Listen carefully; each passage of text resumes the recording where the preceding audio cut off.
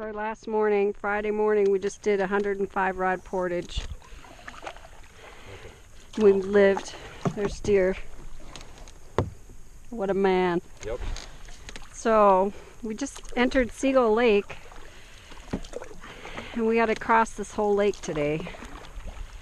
There's a campsite up ahead. See where all those pine trees are?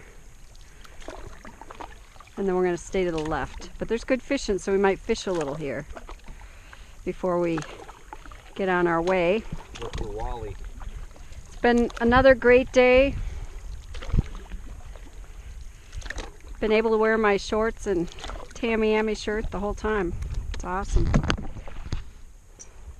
Won't have a lot of laundry to do. Wore the same clothes for